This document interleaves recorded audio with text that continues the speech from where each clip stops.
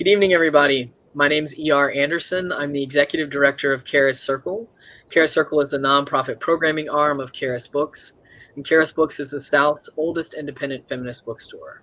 We are thrilled to be joined tonight by the Auburn Avenue Research Library on African American culture and history for a celebration of the very new book, Shallow Waters. We're joined by the author, Anita Kopacz, by Dr. Velma E. Love, and by one of our favorite librarians, Forrest Evans. And Forrest is going to be our moderator tonight.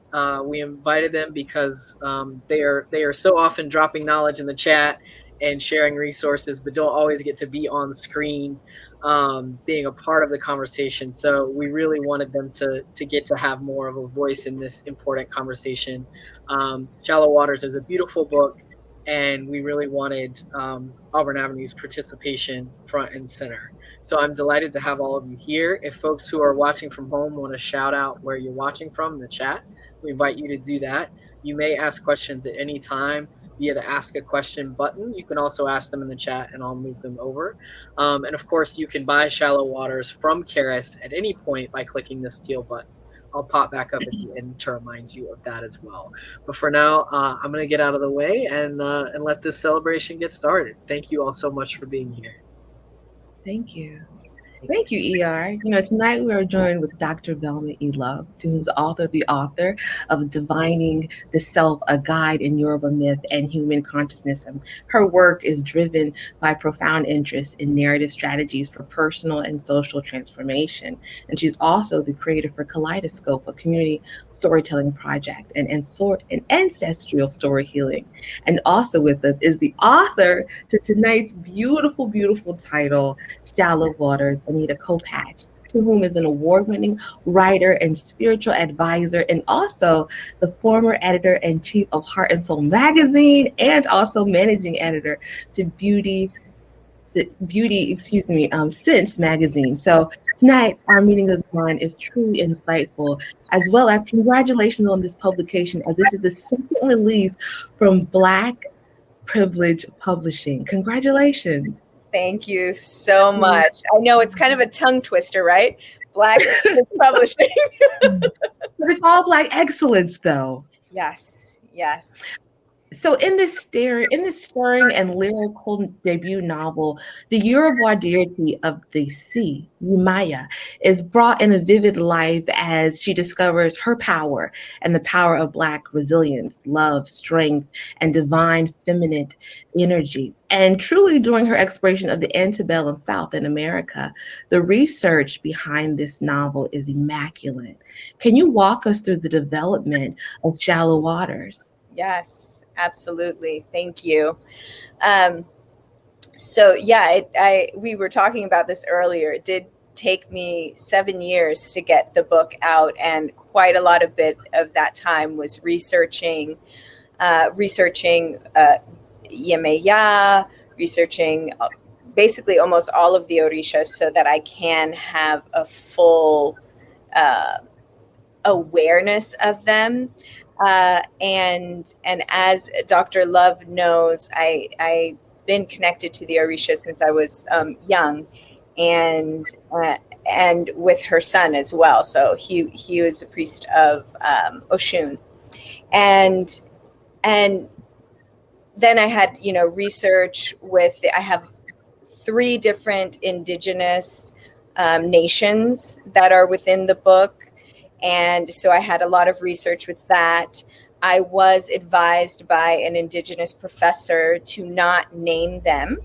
So to not name any of the nations, so that because I was told that even in the same nation, North and South, like everything is completely different.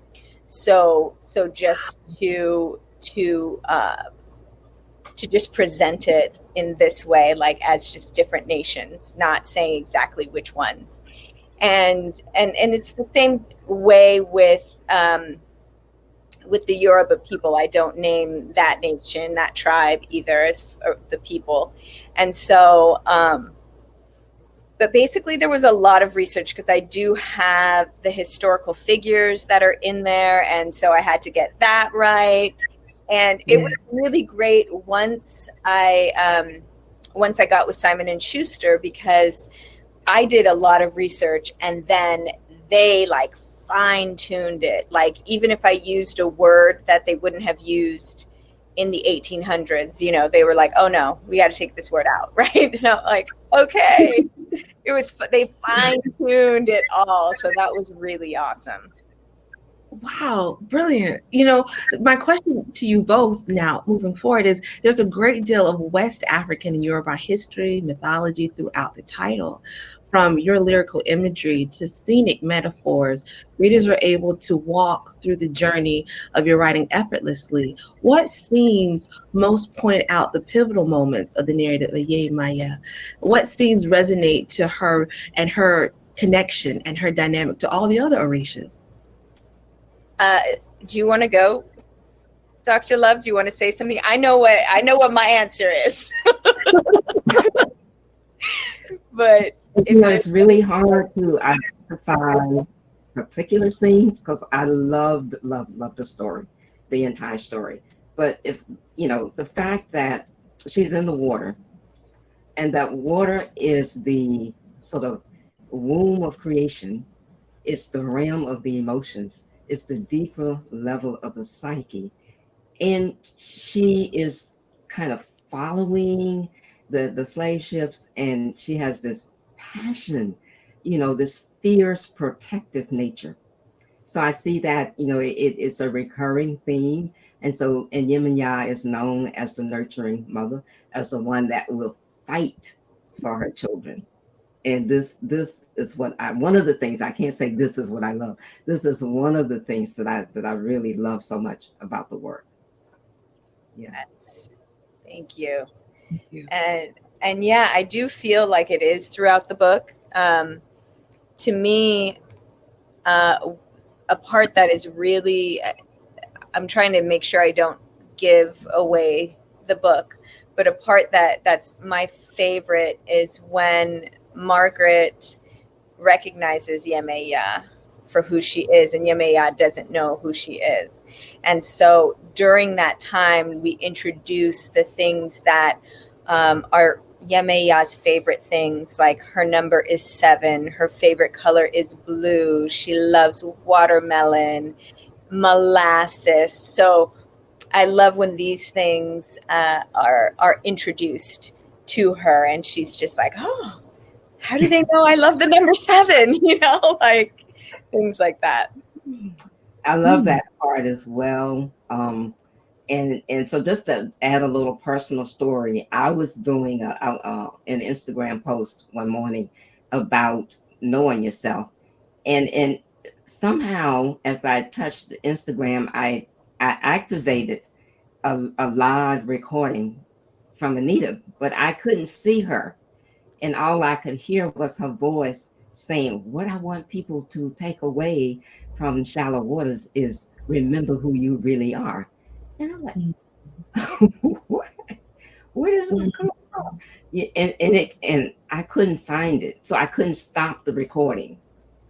So the voice kept saying, I want people to take away, remember who you really are, which is what I was writing about in my post.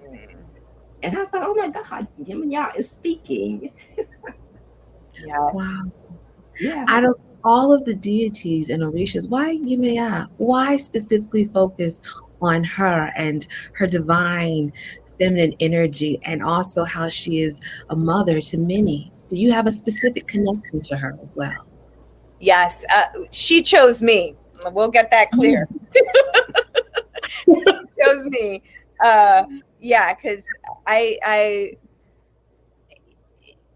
feel like, especially when I was younger, that I have a lot. I had a lot more Oshun qualities. Like I feel like I am yellow, you know, like, and I'm sensual. I love to dance. I love the sweet things in life.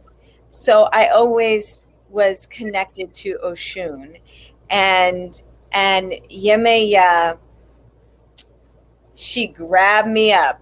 She was like, this story needs to come through. And I felt like she was sitting at the edge of the bed telling me the story, telling me what was happening. And so it definitely felt like she chose me.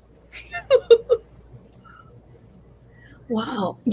Shallow water follows Yemaya, a deity of the religion of Africa's Yoruba people, but specifically cast in the mid 1800s from her time in Africa and the New World that you beautifully illustrate, as well as the inclusion of the Underground Railroad. Readers are able to walk with her along her journey. During the development of the book, what elements or communities did you have to specifically research to properly celebrate or illustrate? What part of the books were the hardest to write for you, most importantly? Yes. So to me, one of the hardest parts to write, and what I debated putting in and not putting in, because throughout my research, I found that there was an indigenous nation that owned slaves. And I didn't know that. That was news to me. I knew that there were some Black people that owned slaves, that I knew that, but I didn't know that there was indigenous people that owned slaves. And so I was like, do I put this in or do I not? And so I made sure that the whole, like, because there are, I think that the relationship between indigenous and the enslaved Africans, there were many indigenous nations that helped enslaved Africans. And I know that there was one particular one down in Florida, and I can't remember the name right now, but they would attack the slave ships as they came on, and they would rescue all of the enslaved Africans. And which is why I think today there are quite a few people of African descent that are within that particular nation. And so I made sure to have both, like to represent both. And so that was like a hard thing for me to think, because I'm like, do I want to show that? But then I was like, I showed a lot of history throughout the book.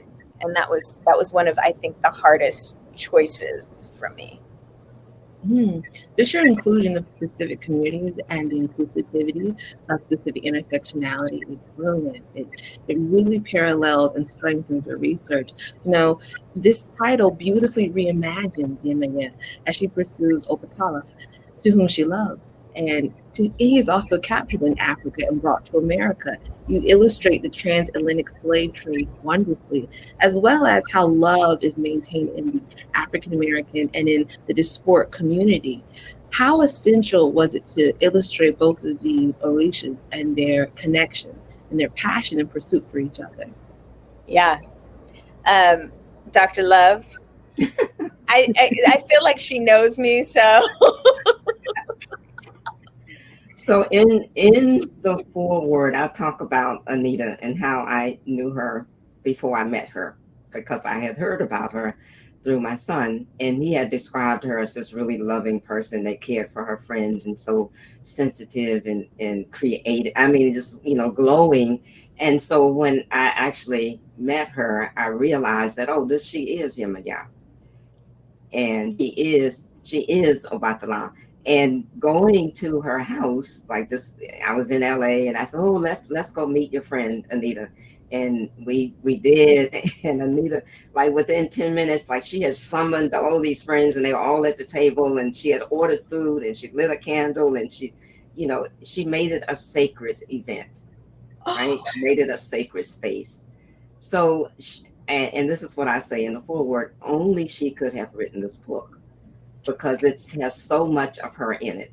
So in addition to all of the historical work that she did, and the sort of really creative and artful way that she tells the story, a sacred story, we also get her depth in her persona and her essence, which I think is great, because it helps people understand that Orïsha are not just figments of the imagination.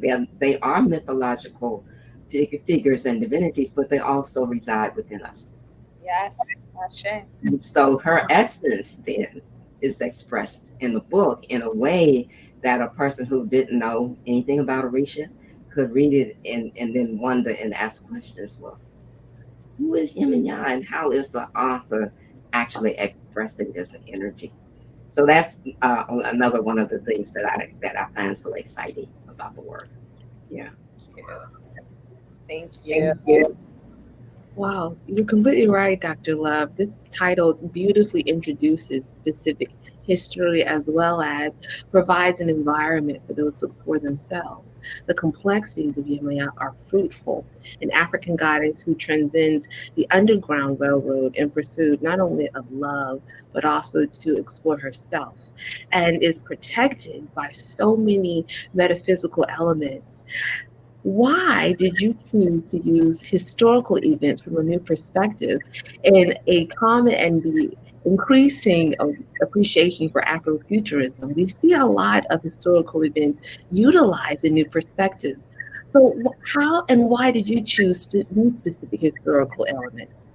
So I chose this specifically for healing. So this Mm, book to me is the healing of my ancestral wounds. I went through a deep process of doing that. And I felt like we really needed it. There was just so much anger and so much pain. And there's at points it just feels like there's like, where does this all go, like the anger and the pain. And so what I wanted to do was transmute that for myself and hopefully create a tool for others to do the same.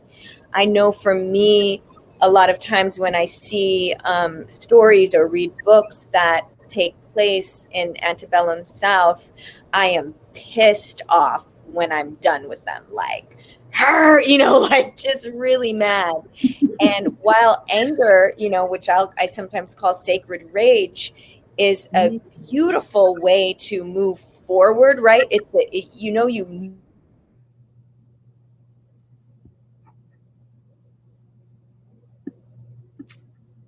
uh-oh. You froze. I I think think I think hopefully she will come right back, but why don't why don't we direct your question to Dr. Love while we try and get her back? Oh, yes, wonderfully.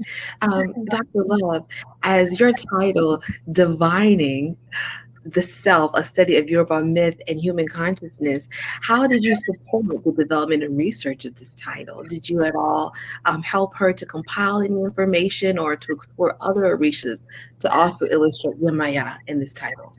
I think when we actually became conversation partners around the book, she was well on the way. Actually, probably had completed a draft of it. So, but what our conversation was about was really about the Mm, healing aspects, and the fact. And I am also a storyteller, and so we both appreciate the power of storytelling, then to be a transforming agent. So the fact that you can take historical information, make it into a mythical tale, tell a story about tragedy in a way that gives people hope, um, and is healing. I mean, it's genius. So yeah, that is the aspect of it that we kind of share is this love for the power of storytelling and its healing capacity. Yeah. thank you. Sorry, all of my electricity went out. So, Oh, you're back. We're glad to have you back. Yeah. you And know, we're before we move on, I wanted to point out on one of the questions you asked about the communities that I brought in, and to me, it was extremely important to bring in the LGBTQ plus community in the book with the character Clementine and with the Two Spirit character. That one was more brief within when we're in the indigenous community. That it felt very, very important to me. um I I I don't like to put a name to what my sexuality is, but I guess if you did, it would be bisexual, but I don't really like the word. So, but it was really important for me to bring it in and not have it be an issue. Just let it be a part of the story and be a beautiful part of bringing in my community. Wow. The RGB characters truly complements and also illustrates the author as well. So there's some, in a sense, biographical elements here that I hope others are able to pick up on. You know, utilizing a Yoruba goddess is a large project to take on, from concept to the final manuscript and possibly a series or variations of this title.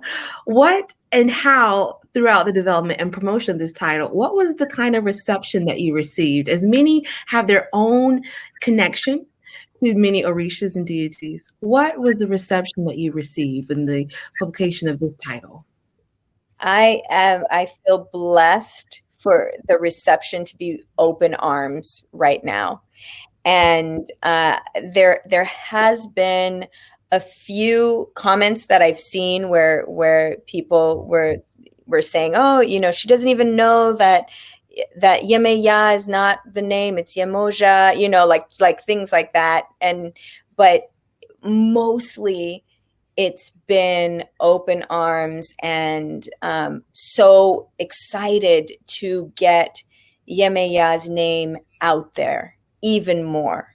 And for me, that's one of the biggest things. I feel like spiritually, Yemaya has been telling me that her daughters are rising. And so they need to know who they are.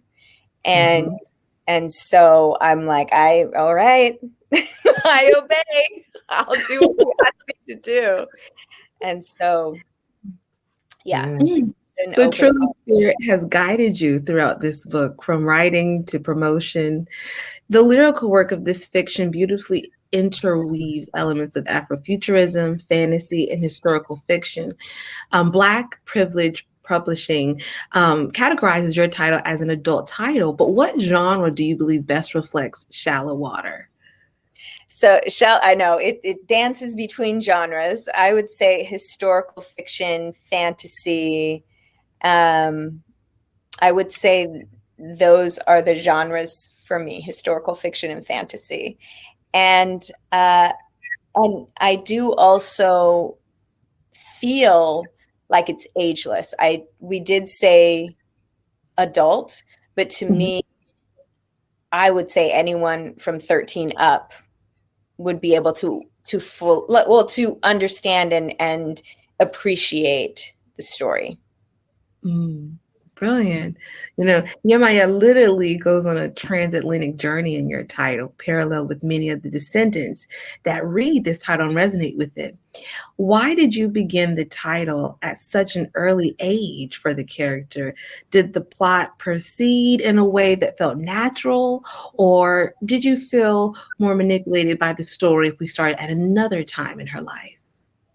Yeah, I feel like it started at that point so that she could remember who she really is. Like, you get to see her remember that she is a goddess, right? Because once Yemaya is grown, she is fully in her goddess, queen mother space. I wanted this to be a coming of age, rites of passage, so that we can all feel that as we move through it. And, you know, for me, writing the experiences on the Middle Passage and the experiences of chattel slavery were really,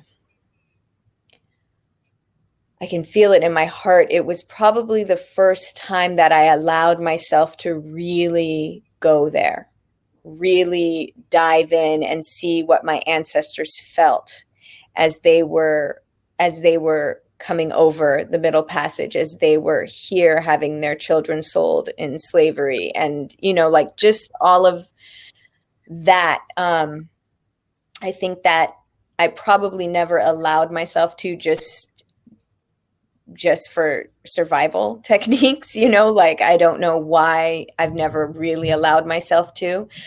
I also wanted a way to rewrite how we learned about this time. I think a lot of stories or at least for me, when I learned about slavery in school, it just broke me. I was like, oh my gosh, like, oh, we weren't even considered humans. And, there was no redeeming, like they didn't tell us about the people who fought for freedom. And I mean, they did share about the Underground Railroad, but it felt like it was like one paragraph, and it just like didn't really share about who Harriet Tubman was. Yeah, I have chills because she's just an amazing force that to me now is like a Saint Harriet. I think there are a lot of people who feel like she is. Yeah. Very much so. Wow. During the development of this book, you said it took you almost 7 years to complete this title. And 2 of those years, you navigated writer's block. And this title beautifully is a compilation of historical figures that illustrate the pursuit of personhood for not only African Americans and those of the diasporic community, but also the indigenous communities that you beautifully illustrate and other snubbed circles. How has this title's launch and success shaped you as a person and a writer? Wait, okay. Now I think that's a great segue into the shirt that I'm wearing from Octavia Butler. Yes. So my shirt says, "Every story I creates me. I write to create myself." Octavia Butler. Powerful. So yes, I do feel like it all has shaped me. The 2 years of writer's block that I experienced, I feel like I grew into the person the person I needed to be in order to write the next part of the story. I actually had experienced what many would call depression. I now call it underwater for about 3 years.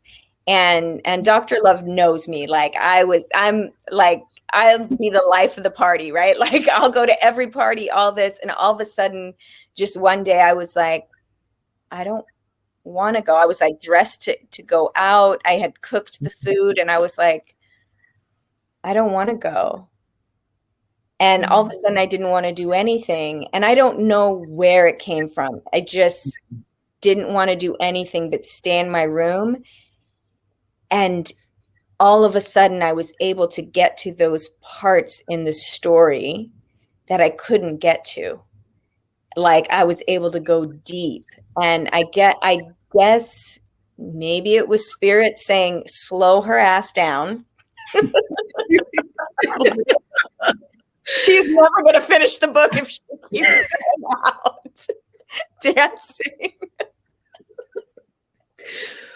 So I was like put in place and, able to access parts of my emotions that I never had accessed before.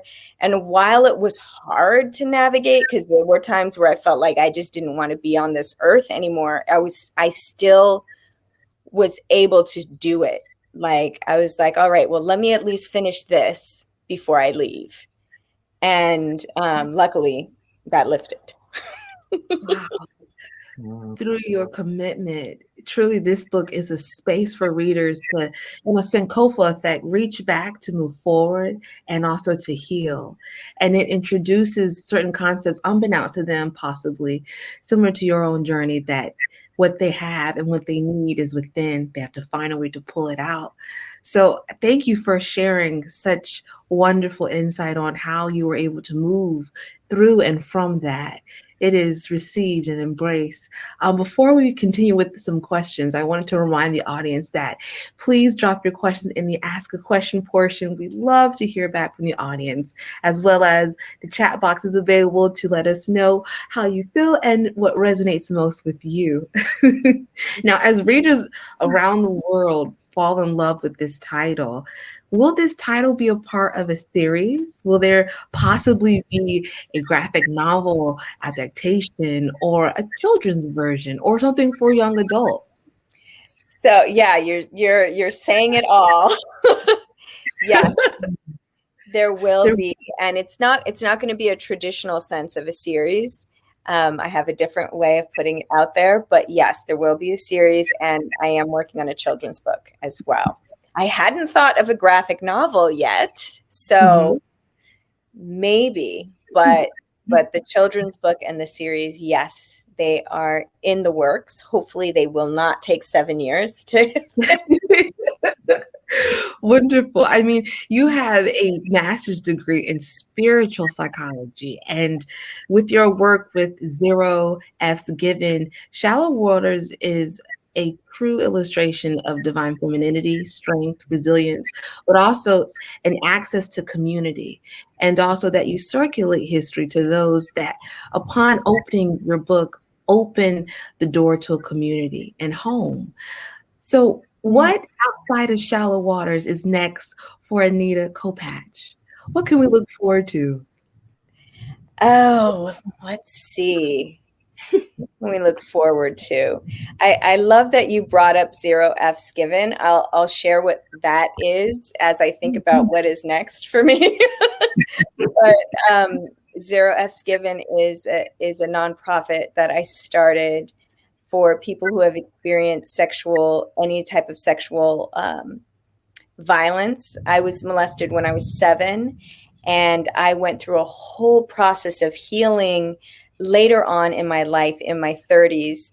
And I had no idea that I could heal from that. I didn't know that that was possible. And once I found out that that was a possibility, I was like, oh, I need to share this with everyone, because it is so prevalent. 1 in 3 women are molested. 1 in 6 men are molested from the age of 0 to 18, and that's only reported. So there are a lot of people who have experienced things and are now walking around with deep guilt and shame about sex and sensuality. And this is a natural part. This is how we all have come onto this earth. So I just think to me, that was such an important healing to share with the world. And as far as the community, I am a huge, huge advocate of community. And Dr. Love created a beautiful community talking about ancestors on Clubhouse, where we met once a week. And I don't know, do you want to share a bit about that, Dr. Love? So we did, and I say, took advantage of my friendship with Anita, and she showed up like every week. But the idea around highlighting ancestral memory and healing is to give people some hope, some resources. So in those conversations, in those Clubhouse conversations, then we were able to provide a space where people could connect and actually ask questions. Well, how do you connect with the ancestors? Well, who are the ancestors? Well, do you need an altar? Well, all of these sort of lingering questions that people had that there was not an opportunity to discuss. So we did that for like 5 months. Yeah, we did it for 5 months. We did it every week for 5 months, which during that time, I got to meet a number of people and found out that there are people around the world who are working on emotional liberation, plant allies, so one of the great parts about that was sort of building this kind of connectivity throughout the diaspora around common issues of concern that we wouldn't have known had we not been talking about the ancestors. Which brings me to another point. So while sort of looking around to see how might shallow waters land in the world, I discovered an organization called the Black Mermaid Foundation, organized by someone in South Africa, a Black woman, African woman, who is a diver, and said she was really sort of feeling lonely in the space of the sea because she saw no one else like her. So she decided to start this organization to change our narratives around water. And I immediately sent it to Anita. Hey, do you know about this? We need to make sure we connect with her, because I think shallow waters, that there would be a mutual interest, because shallow waters is a narrative that helps us to change our fear. We have some deep embedded fears and traumas associated with the Middle Passage. I never knew why I was afraid of water. Deathly afraid of water. Always wanted to swim, afraid to learn to swim. And I started asking people, and then I realized that was common among Black people in my generation, because our parents didn't swim. And if something happened to us, my mother always said, stay away from the water, stay away from the water. And so I had this fear. And so that is kind of a common residual sort of intergenerational transmission of trauma around water. So now we have Shallow Waters, a magical tale where this Black mermaid then is a healing figure and has a totally different association with water. So that's an expansive community. That's an element that I think we can build a global community around. Oh, wow. The common thread between your relationship, the work you both do, not only as catalysts for change, but the theme of hope and healing. Do you all consider yourselves healers in any way or discipline? I'm laughing because we have a friend who refers to us as healers, and I would say, well, I don't like to call myself a healer. I'm just an instrument through which spirit can heal. But yeah, people do say we are healers. So yeah, we accept that. Oh, beautiful. Before we move into any questions from the audience, is there anything else that you both would like to share with us? Well, just to me, I love your questions about community. And one thing that has helped me a lot in the past, probably 10 years, has been to meet with a designated group of people once a week, coming in with our goals, setting our goals, saying what we're grateful for, and just communing, right, for 1 hour a week. And it's been literally everyone who has been a part of it, we've been able to move up, take the steps we need to. I think that as a marginalized group, a lot of times we are shown that the next natural step is impossible, right? It's like, it seems impossible to take, when in reality, it's literally right in front of us. And so when there's a whole group of people that are like, yeah, you can do it, like, take that step, it's so amazing. And so I guess my thing is to create that group, even if it's 2, 3, 4 people, like someone who is willing to be on that journey with you, because it is amazing when there is a group, a community of people that are rooting for you and praying for you and wanting the best for you. So, and even knowing what it is that you're doing, because a lot of times when we're in a creative mode, we're not telling anybody what's happening. it's like a private space, right? So if it's people, you trust and that you can share that with. Yeah. Oh, wow.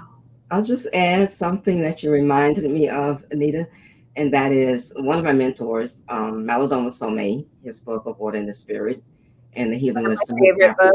book. It talks about the fact that we need the village, we need a community to invite the genius out. Like we need somebody to invite the genius. It's hard to, because we're so close to it. So that's an important role that having people around us, having a community. I like to call it a supporting cast, who can help us to see who we are as the hero or heroine of our own journey. And Wow.